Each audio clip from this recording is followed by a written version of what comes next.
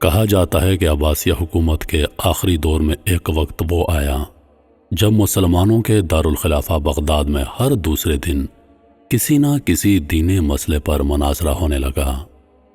جلد ہی وہ وقت آ گیا جب ایک ساتھ ایک ہی دن بغداد کے الگ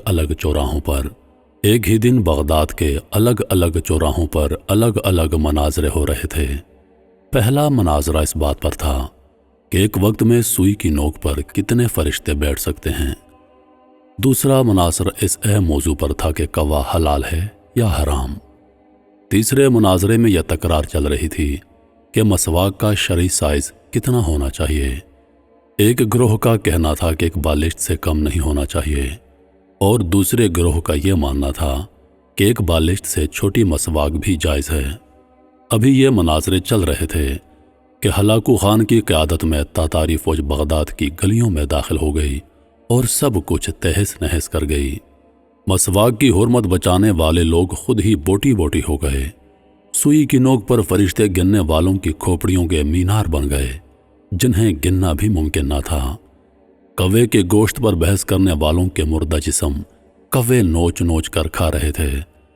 آج ہلاکو خان کو بغداد تباہ کیے سینکڑوں برس ہو گئے، مگر قسم لیجئے جو مسلمانوں نے تاریخ سے رتی برابر بھی سبق لیا ہو۔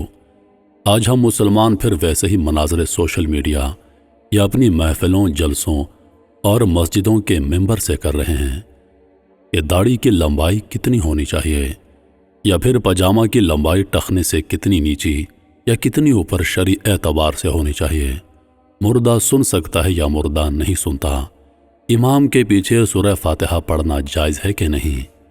قوالی اور مشاعرے کرنا ہمارے مذہبی فرائض میں شامل ہونے لگے۔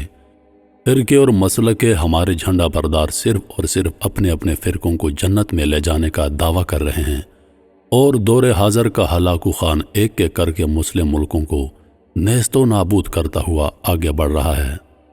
افغانستان، لیبیا، عراق کے بعد شامی بچوں کی کٹی پھٹی لاشوں کی گنتی کرنے والا کوئی نہیں ہے۔ بے گناہوں کی کھوپڑیوں کے مینار پھر بنائے جا رہے ہیں۔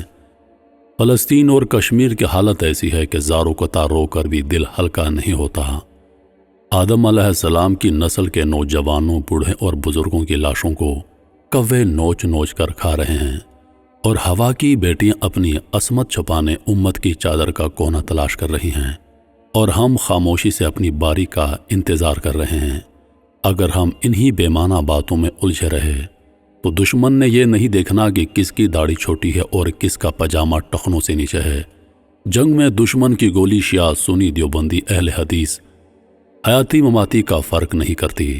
خدا را سوچئے، اب بھی وقت ہے ایک ہونے کا، اتفاق اور اتحاد پیدا کرنے کے لیے اپنی رائے قربان کرنے کا۔